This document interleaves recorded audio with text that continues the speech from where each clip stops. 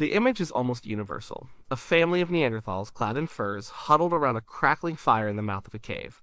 The flames push back the darkness of a prehistoric night. They offer warmth against the biting cold of an ice age. They cook meat from a recent hunt. This picture is deeply ingrained in our minds. It's the classic image of the caveman. But is it true? The question seems simple. Did Neanderthals master the use of fire? Answering it, however, is not simple at all. It pulls us into a decades-long debate among archaeologists and anthropologists. It forces us to examine tiny flecks of charcoal, ancient ash deposits, and heat-cracked stones. And it makes us define what mastery even means. Is it just using a fire you find? Or is it the ability to start one whenever and wherever you want? The story of Neanderthals and fire is the story of our own evolving understanding of who they really were. It's a journey from seeing them as brutish, simple creatures to recognizing them as a complex, intelligent, and adaptable people. To understand the debate, we first have to understand why fire is such a big deal. Fire isn't just a nice to have. For early humans, it was a profound game changer. It fundamentally reshaped the human experience and opened up new possibilities for survival and evolution. It's arguably the most important technology ever harnessed. The most obvious benefit is warmth. And Neanderthals lived through some of the harshest periods of the Pleistocene, the Great Ice Age. They inhabited Europe and Asia from the Iberian Peninsula to Siberia. These were not gentle climates. For much of the year, temperatures would have been brutally cold. A controlled fire provides a bubble of warmth, a microclimate that makes survival possible. Without it, freezing to death at night would have been a constant looming threat. A hearth allows a group to endure a blizzard, to survive the winter, to push into colder territories that would otherwise be uninhabitable. It turns a cold, dead cave into a home. Then there is the gift of light. The world before fire was a world dictated by the sun. When the sun went down, the day was over. Activity ceased. The darkness was total and filled with danger. Predators, like cave lions, hyenas, and leopards, were often nocturnal hunters. A fire keeps them at bay. The flickering light and crackling sound are powerful deterrents. But light does more than just provide security. It extends the day. It creates usable hours after sunset. This is social time, time to repair tools, to plan the next day's hunt, to tell stories, to teach children. The fireside is where culture is forged. It's the original community center. The social bonding that happens around a shared hearth is a powerful force for group cohesion, essential for survival. And perhaps most importantly, there is cooking. We often think of cooking as just making food taste better. For our ancestors, it was a biological revolution. Raw food is tough. It's hard to chew and hard to digest. Our primate relatives spend a huge portion of their day just chewing. Cooking changes everything. It breaks down tough fibers in plants and tough connective tissues in meat. It essentially predigests the food before it even enters your mouth. This means you can get more calories and nutrients out of the same amount of food, and you spend far less energy doing it. This caloric surplus is a massive evolutionary advantage. The human brain is an incredibly expensive organ. It consumes about 20% of our body's energy, even though it's only 2% of our body weight. To grow and sustain such a large brain, you need a rich, reliable source of high-quality energy. Cooking provided that. Many anthropologists argue that the control of fire and the invention of cooking were critical steps that allowed for the dramatic expansion of the hominin brain. Cooking also kills parasites and bacteria in meat, making food safer to eat and reducing disease. It detoxifies certain plants, opening up a whole new range of potential food sources that were previously inedible or poisonous. Fire was also a tool, a powerful, versatile tool. You can use it to harden the tip of a wooden spear. A simple sharpened stick is a decent weapon. A fire-hardened spear tip is far more durable and deadly. We have direct evidence of this. At a site in Poggetti Vecchi, Italy, archaeologists found 170,000-year-old digging sticks made by Neanderthals that had been shaped and hardened with fire. Fire could also be used to change the properties of stone. Certain types of flint, like silkcrete, become easier to shape and flake into sharp tools after being carefully heated. This isn't just sticking a rock in a fire, it requires a sophisticated understanding of heat control. You have to raise the temperature slowly and evenly and let it cool slowly or the rock will just shatter. This process, known as heat treatment, shows a deep knowledge of material science. It's not just using fire, it's manipulating the physical world with it. Finally, fire can be used to manage the landscape. This is a more advanced concept, but it's possible some Neanderthal groups practiced it. Setting controlled burns can clear underbrush, promote the growth of useful plants, and create open grasslands that attract grazing animals like deer and horses, making them easier to hunt. It's a way of shaping the environment to your advantage, so the stakes are high. A hominin group with mastery of fire is safer, warmer, better fed, and more socially connected. They have better tools and a greater chance of survival. A group without it is living on a knife's edge. Given that Neanderthals survived in Ice Age Europe for over 250,000 years, it seems almost impossible that they could have done so without fire.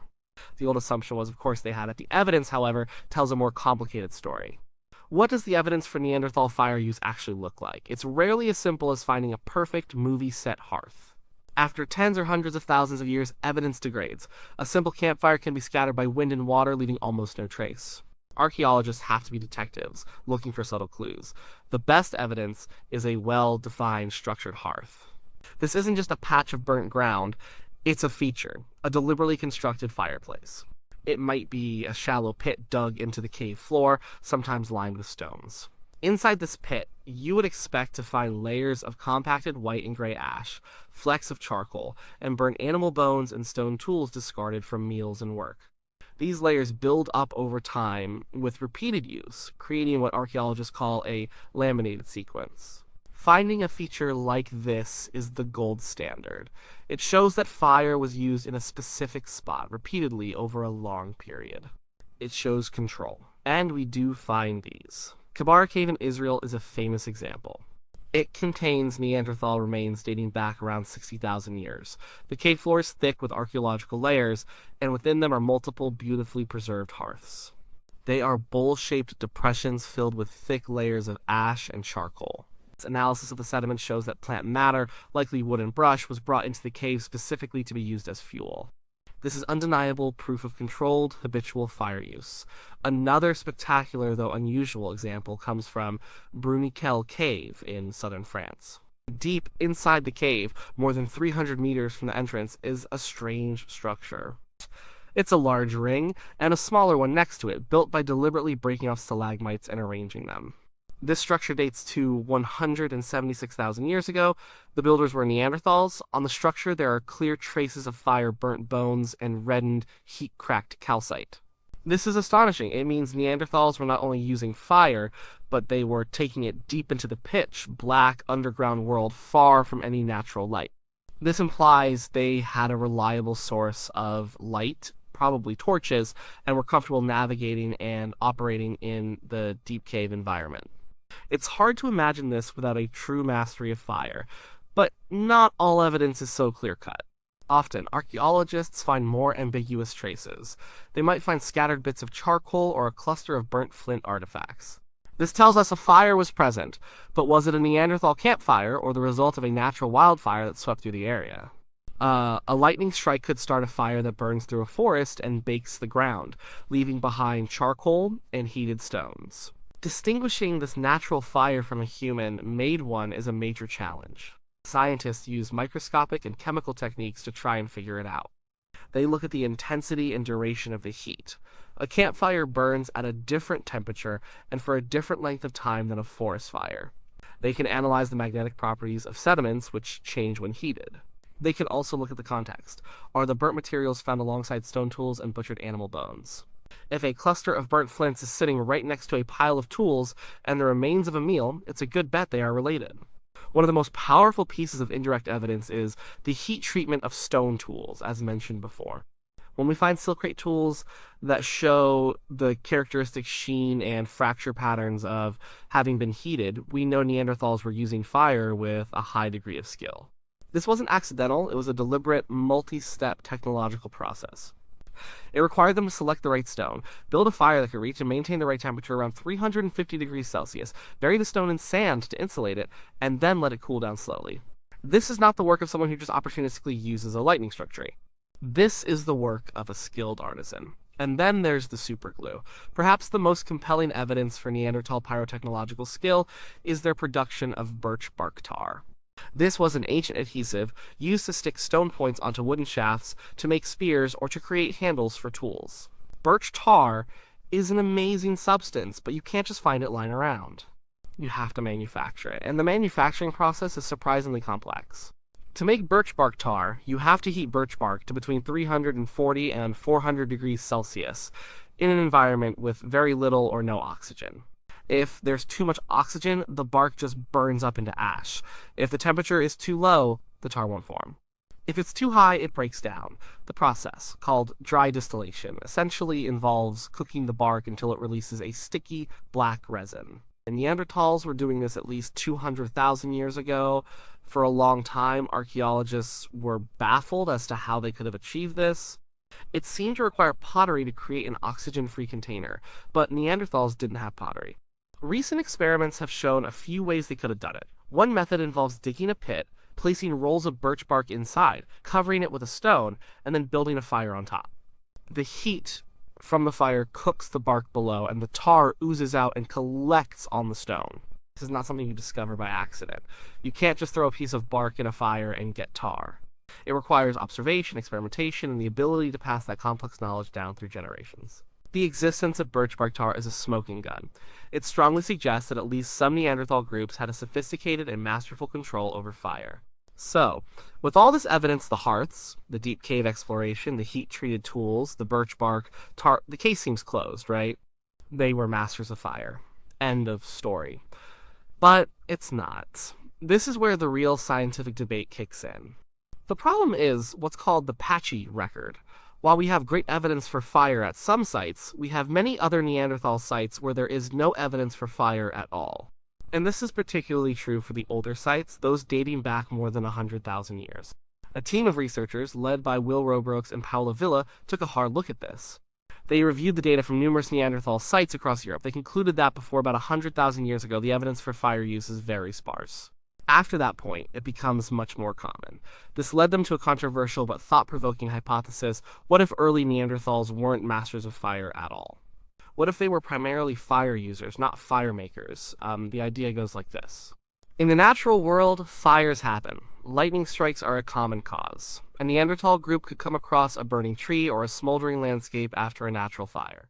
They could have been skilled at harvesting this fire, taking a smoldering branch back to their camp and keeping it alive for as long as possible. They would have known how to tend it, feed it, and use it for warmth, light, and cooking. This would make them fire collectors. But what happens when the fire goes out? If you don't know how to make fire from scratch, you're out of luck. You have to wait until you find another natural fire. This would mean their use of fire was inconsistent. For weeks or months, a group might have a hearth. Then, after a period of heavy rain, or if they had to move camp quickly, they might lose it and have to live without fire until their next lucky find. This opportunistic use model would explain the patchy record. The sites with no fire evidence could represent periods when a group simply didn't have access to it. It would also explain why Neanderthals, despite having large brains and a robust build, didn't seem to expand into the truly frigid northernmost parts of Eurasia until later in their history. Perhaps they couldn't colonize these areas until they had developed the reliable ability to make fire on demand. This idea challenges the traditional view. It suggests a more complex and perhaps more difficult existence for many Neanderthals. It also raises a crucial question: how do you make fire from scratch with a Stone Age toolkit? There are two main methods believed to have been used by prehistoric people. The first is the friction method. This involves rubbing two pieces of wood together to generate enough heat to create a glowing ember. The fire plow, rubbing a stick in a groove, and the hand drill spinning a stick in a notch are versions of this. This method works, but it's difficult. It requires the right kind of dry wood, a lot of skill, and a lot of physical effort. The wooden components of a fire-making kit would almost never survive in the archaeological record, so finding direct evidence is nearly impossible.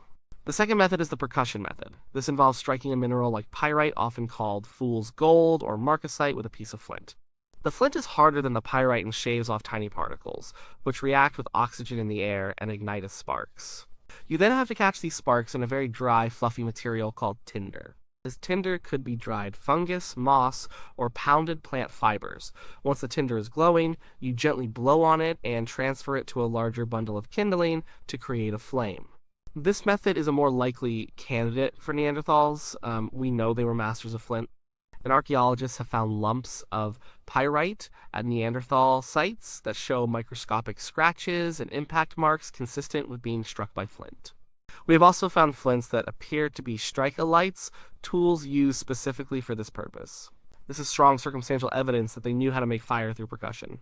But knowing how to do it doesn't necessarily mean it was easy or that every group did it all the time.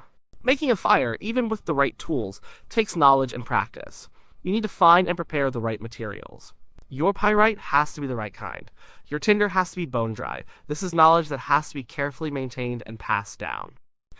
It's possible that firemaking was a technology that was developed, and perhaps even lost and redeveloped, over the vast span of Neanderthal history.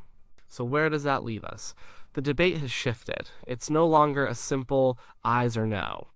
Instead, we have a more nuanced picture. The evidence for opportunistic fire use in the earlier periods is compelling.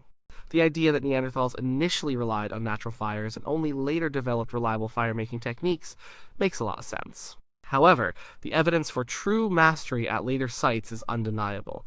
The production of birch bark tar is a complex chemical process that requires absolute control over fire. The consistent layered hearths at sites like Kabara Cave show that fire was a permanent fixture of life, not a temporary convenience. The journey into the depths of Brunicle Cave is an act of confidence, not of people who are worried their light source might fail them. The most likely answer is that the Neanderthal relationship with fire evolved over time. It wasn't a static, monolithic skill that all Neanderthals possessed for their entire 250,000-year history. Early Neanderthals, or those living in areas where natural fires were common, might have been skilled fire collectors. They were masters of using fire, but not necessarily of creating it. Over time, driven by the pressures of changing climates and the immense advantages that fire offered, different groups in different places likely developed the technology to make fire from scratch. This knowledge might have spread, or it might have been an independent invention in several places. By the late period of their existence, say from 100,000 years ago onwards, it seems highly probable that firemaking was a well-established skill in the Neanderthal toolkit. It was probably as fundamental to their survival as making a stone spear point.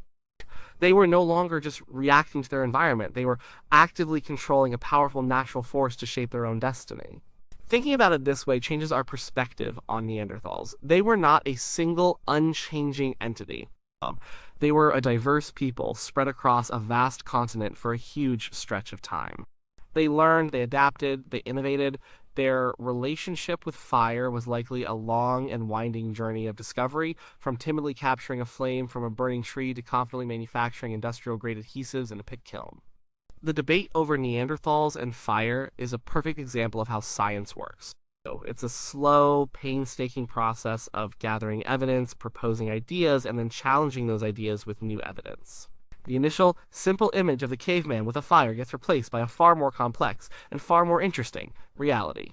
So, did Neanderthals master the use of fire?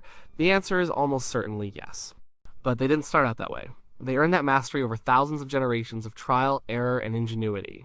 The fire in that cave wasn't a given. It was an achievement. It was the result of a long, slow struggle to harness one of the most powerful forces on the planet. And in doing so, they not only warmed their bodies and cooked their food, but they also illuminated the path of human evolution, proving themselves to be not brutish side notes in our story, but intelligent, resourceful, and truly human pioneers. The warmth of their long-extinguished fires can still be felt today, in the questions we ask and the respect we are finally learning to give them.